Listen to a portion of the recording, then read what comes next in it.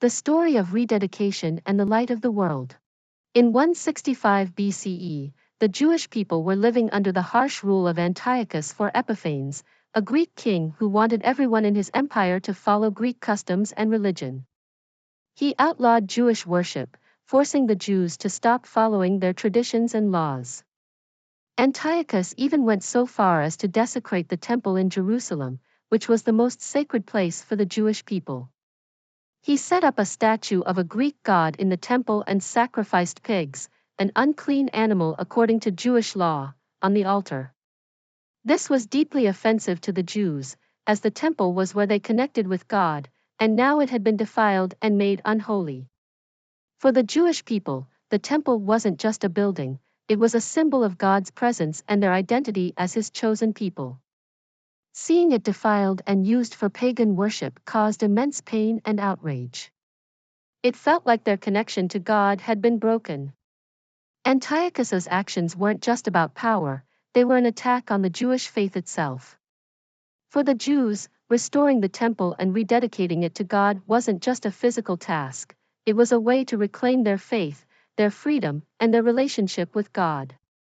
The Maccabean revolt led by Judah Maccabee and his brothers, a small Jewish army rose against the forces of Antiochus, ultimately achieving a miraculous victory despite being vastly outnumbered. The Book of I Maccabees, 4:36-40, recounts that after their triumph, Judah and his companions entered the temple. They were overcome with grief at the sight of its desolation.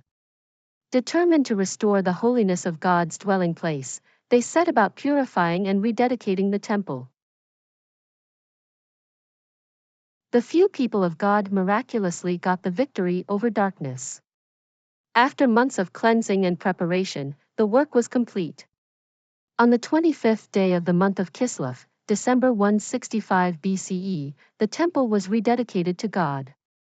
The celebration of this event became known as Hanukkah, meaning dedication. The lighting of the menorah, which miraculously burned for 8 days despite having only enough oil for one, symbolized God's enduring presence and light among His people. Hanukkah commemorates not only the physical restoration of the temple but also the spiritual rededication of the Jewish people to God. Hanukkah and Jesus, the light of the world. Jesus celebrates Hanukkah. Fast forward to the 1st century CE, and the Gospel of John makes a direct reference to Hanukkah. In John 10 verses 22-23, we read that Jesus walked in the temple during the Feast of Dedication, Hanukkah, and it was winter. This is the only mention of Hanukkah in the New Testament, but it highlights Jesus' participation in this festival. During this time, He proclaimed His divine nature, saying, "I and the Father are one," John 10 verse 30. Just as the menorah lit the physical darkness of the desecrated temple, Jesus presented Himself as the spiritual light for all humanity. Jesus, the light of the world. Earlier in John's Gospel, Jesus declared, "I am the light of the world. Whoever follows me will not walk in darkness, but will have the light of life," John 8 verse 12. This statement resonates with the themes of Hanukkah, light overcoming darkness and God's presence illuminating His people. Jesus' birth, celebrated centuries later on December 25, coincides with the theme of light triumphing in the darkest times of the year.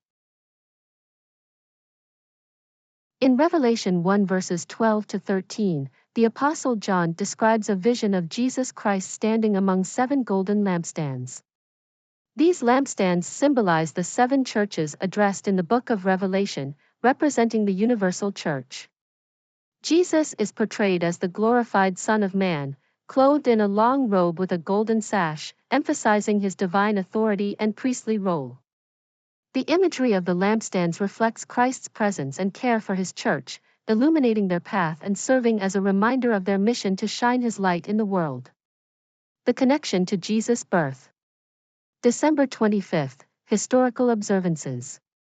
While the Jewish people celebrated Hanukkah on December 25, 165 BCE, Christian tradition later established this date as the commemoration of Jesus' birth.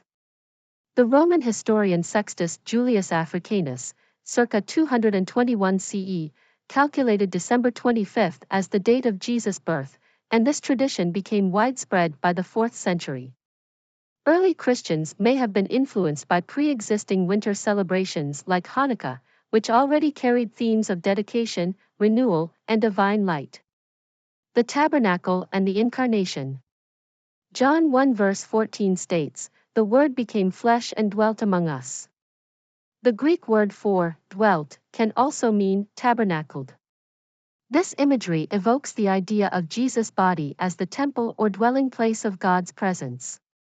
Just as the Jewish people celebrated the rededication of the temple on December 25, Jesus' birth represents the ultimate dwelling of God among his people, a new and eternal tabernacle. Theological implications, light and dedication. The historical rededication of the temple during Hanukkah foreshadows the ultimate rededication of humanity to God through Jesus Christ. The menorah's light symbolizes the eternal light of Christ, who brings hope and salvation to the world. By celebrating Jesus' birth on December 25, Christians honor him as the fulfillment of God's promises, the true light who overcomes darkness.